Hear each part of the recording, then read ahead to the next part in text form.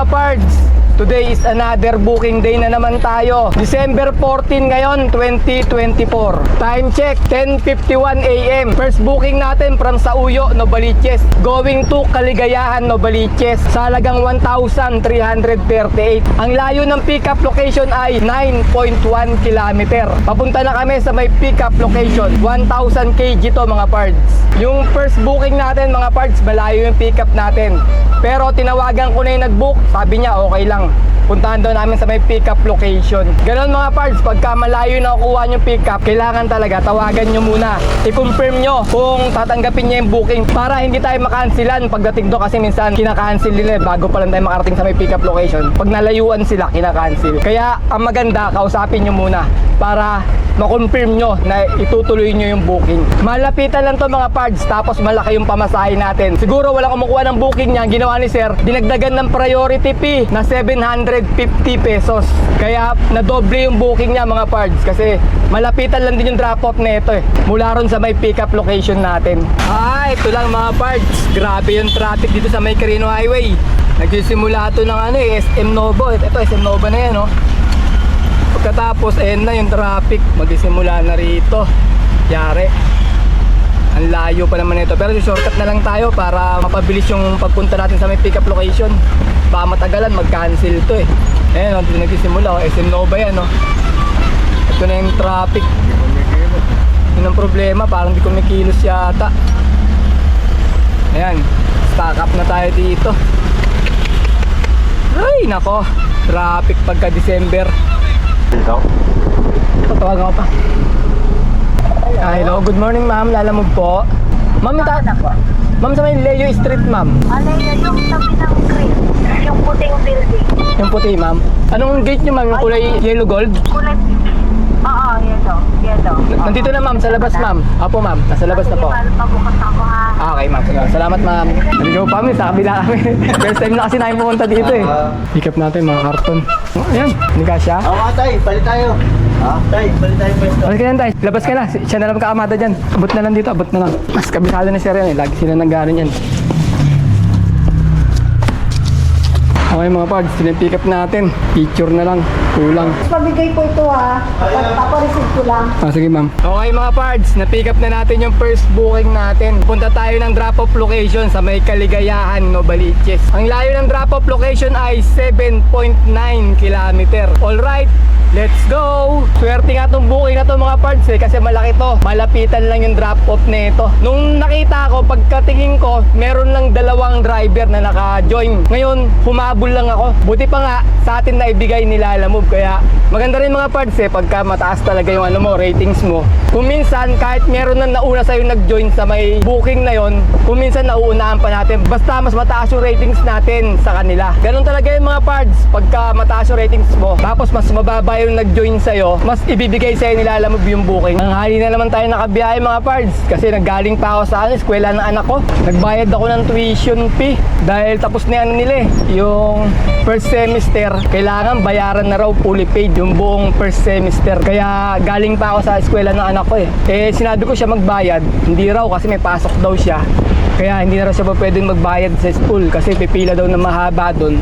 Kaya ginawa ko, ako na lang yung pumunta ron, pumila. Pagdating ko doon sa may nagtanong ako, pwede naman pala online payment. Saka ako nga nalaman na pwede pala nakapila na ako doon, medyo matagal na rin ako nakapila ron Tapos may nagsabi na pwede daw sa online payment, yung mga nagmamadali daw. Yun, ginawa ko online payment na nagbayad tayo ng online. Kaya nakabiyahe pa tayo. Kung pumila ako ng mahaba ng mga parts, malamang yun, baka mga alas 2 na ako matapos dun dahil daming nagbabayad ng mga parents dun sa school ng anak ko.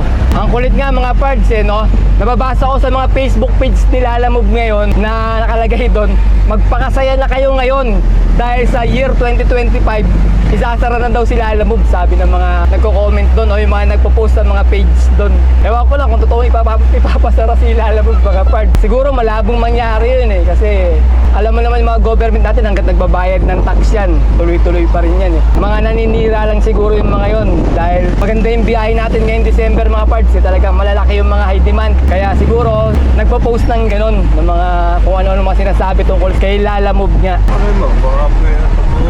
Sabi natin, manay mo baka daw totoo. Wala na tayong bibiyahihan pagka nagkatotoo yun. Saan tayo bibiyahe? Ano? Kasi contract hirap maghanap ng kontrata ngayon. Sa dami niyan, tapos contract. Ano ka, mag-subcon ka sa sa mga tracking. Yung kay Maylin, pwede tayo doon. So, magkano lang yun? Fix yun. Fix sa ganung presyo lang yun. Kung naman sinabi sa'yo, 3,000 lang ang makukuha mo, 3,000 lang yun. Kasama na yung mga diesel doon, pati pangkain mo. Ganun din, pagka sa mga subcon, parang mababa din ang mangyayari kasi bibigyan ka lang ng 3,500 maghapon. Tatapusin mo kailangan maghapon yun, may oras yun. Kung binigay sa'yo yung oras, alas 8 ng umaga hanggang alas 8 ng gabi, kailangan tapusin mo yun kung ano iutos sa'yo. Susundin mo lahat yun ng deliver. Tapos, ayun lang, fix ka na sa ganung presyo. Di kaya kailala mo pagka panahon ng ganito malakas. Yun nga lang, may panahon din na matumal. Pag matumal, maliit na. Matumal eh. Mas marami yung panahon na matumal kaysa sa malakas eh.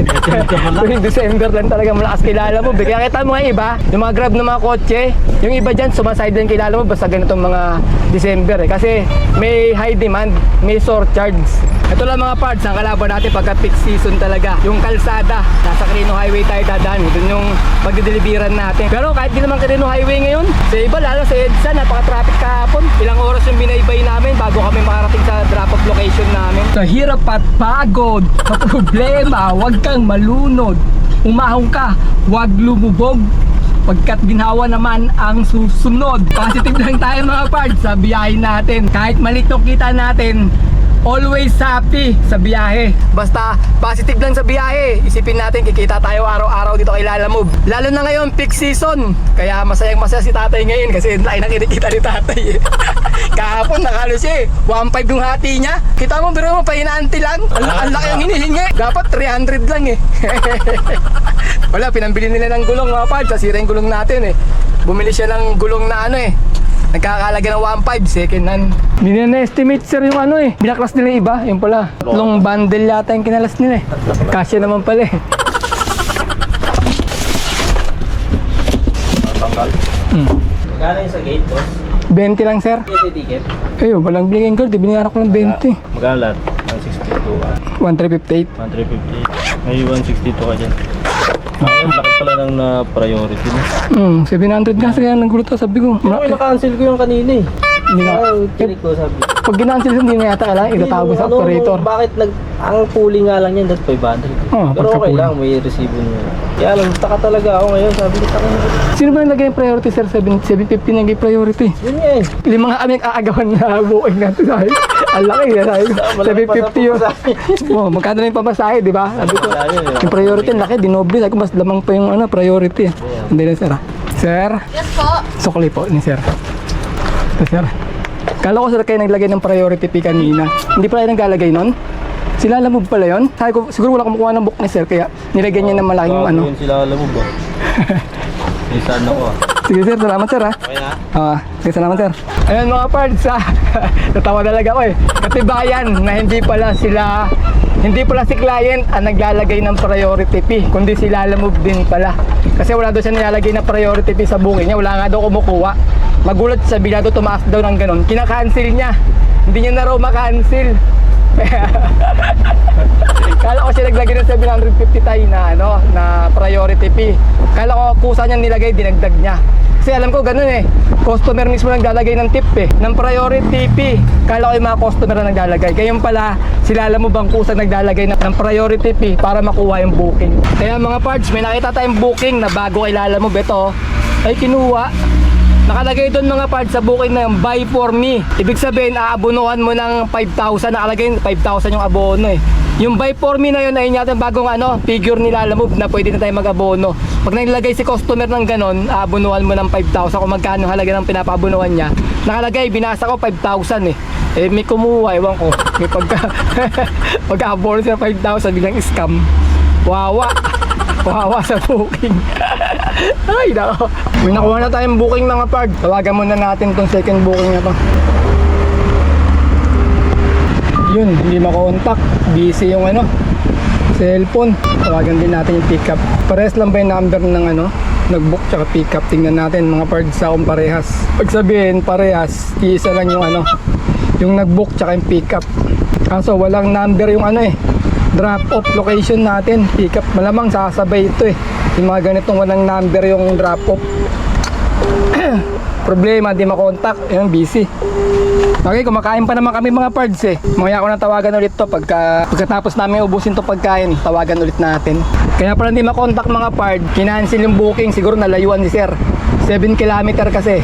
Ano pa naman to? 1,300 yung pamasahin niya, papuntang Taguig. Pwede na rin sana kaso kinancel, yami siya. Kung ayaw mo, wag mo. Okay, nakakuha na kami ng kapalit sa second booking natin mga pards. From Caloocan North, going to San Bartolome, Novaliches, sa halagang 693. Ang layo ng pickup location ay 2.5 km. 1,000 kg to. Papunta na kami sa may pickup location. Nakakatuwa talaga yung mga customer ngayon mga pards eh, mga client natin. Gaya kagabi nangyari sa amin, may nakuha kaming booking bandang alas 6 ng gabi. Tapos na-pick up namin mga 6:30 na. Ngayon, na-pick up na. Umalis namin sa may pick up location. Siguro mga 15 minutes, may tumawag sa akin. Pagkala ko yun natapos na namin na booking, yun tumawag, may tatanong. Ganon, tumawag ng ring. Sinagot ko, sabi ko, hello po. Tapos sabi niya, nagtanong siya, sir, lalamove ba to? Sabi ko, opo, lalamove sir. Bakit po? Sabi ko. Tapos pagkasabi niya, asan ka na sir? Gumanon. Yung boss niya, halatang galit na nagtitimpi. Ganun yung salita niya. Sabi niya, asan ka na sir? Sabi ko doon, sino po to? Asan ka na sir? Kanina ka pa. Sabi niya gano'n. Sir, bakit sir? Ano ba yung deliver niyo sir? Sabi ko gano'n. Sabi niya, yung ano yan, yung water pump. Pick up namin, water pump nga. Sabi ko sir, kaalis ko lang po sa may pick up location sir. Sabi niya, kanina ka pa alas 4 6:30 na. Kaalis mo pa lang, sabi niya gano'n sa akin. Sabi ko sir, pakinggan niyo muna ako sir, sabi ko. Sir, kaka-pick up pa lang namin ng booking nyo. Tapos kakakuha pa lang namin ng items, kakaalis pa lang namin sir. Binook po yan sir, sabi ko alas 6 na ganun sa kanya. Kakakuha ko pa lang ng booking paano alas 4 sir, sabi ko gano'n sa kanya. Tapos sabi niya, bilang bumaba yung boss niya mga parts, sabi niya, asan na ba kayo banda sir? Bigla siyang gumanon. Hindi muna nagtatanong sa pangyayari bago nagagalit. Sabi ko sa customer. Bigla siyang huminahon yung boss dyan. Pagsabi ko, kakaalis pa lang namin sir. Kakakuha ko lang ng booking no, alas 6. Na-pick up namin ng 6:30. Ayun, bigla ko kumalma. Peak season kasi ngayon mga parts. Kaya halos lahat ng customer ngayon puro nagmamadali. Gusto nila mauna yung mga booking nila. Kaya nung isang gabi rin nagagalit din yung customer namin dahil ang tagal daw namin Na-pick up ko nga naman talaga siya ng alauna. Na-deliver ko na ng alas 6 ng gabi. Pero same day delivery naman tayo mga parts. Hindi naman yung pag gusto nila pagka-pick up nandun na agad sa kanila. Ano sila? Sinuswerte ang traffic ng kalsada nga. Ito nga, tignan mo, haba ng pilo. Gusto nila pagka-pick up nandun na agad sa lugar nila. Diba?